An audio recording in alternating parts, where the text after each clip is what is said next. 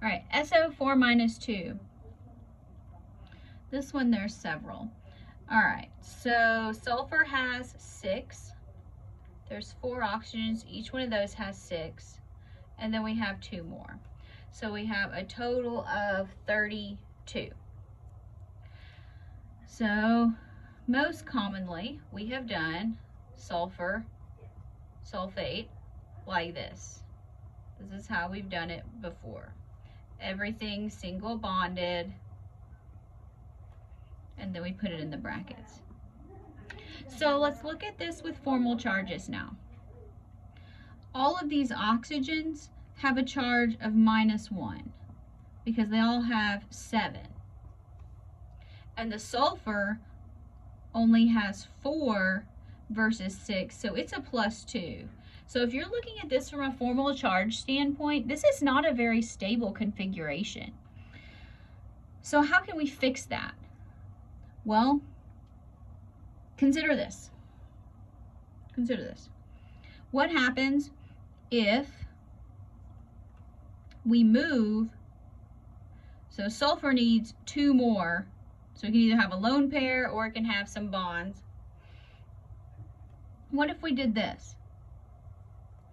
If we still had them all in the same place because it's still resonance, but we put some double bonds on here.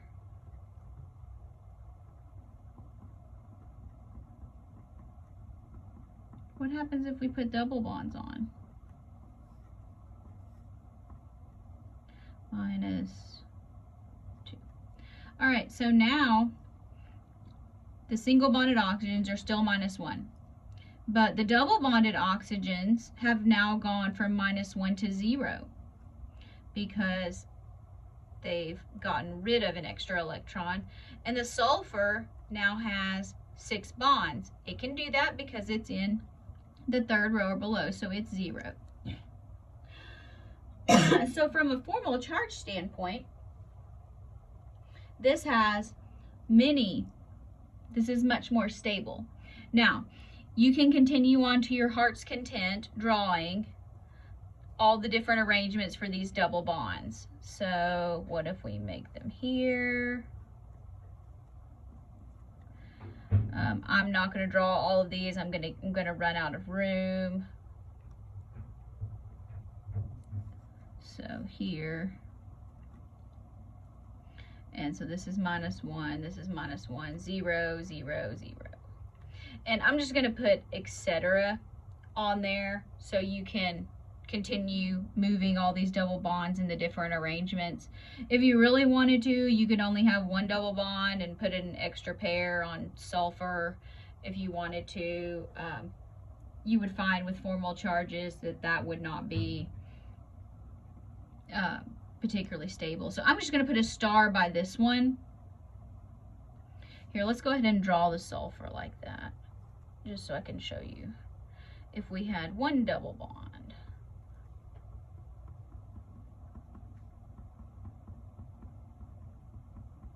so here if we had 2, 4, 6, 8, 10, 12, 14, 16, 18, 20, 22, 24, 26, 28, 30, 32.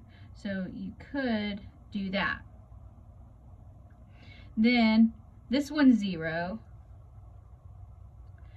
This is now +1, and all these oxygens are still -1. So it's better, but it's not as stable as the 2 double bond formation. Boron, tribromide. Okay, boron has 3, and then bromine has 7, so we've got a total of 24. So here if we have, here, now remember boron is actually happy with an incomplete octet.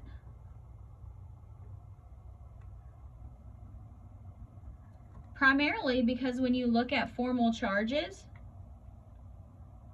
you can see that boron has 1, 2, 3. So with only 3 bonds and 6 electrons, it's happy. It has a formal charge of 0.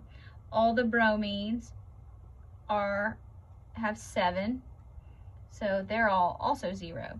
Now, if you were just to your heart's content saying, but we really need 8. So if you said, well, let's do this way, and you said, let's do that,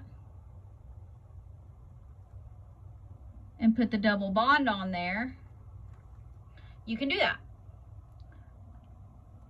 So the single bonded bromines are still going to have charges of 0. Let's draw some resonance arrows. The boron now has an extra electron, so it's -1. And the bromine only has 6 instead of 7, so it's +1. Now, when you have a charge splitting like this, remember the formal charge rules say your negative charge should be on your most electronegative atom. Bromine is much more electronegative than boron.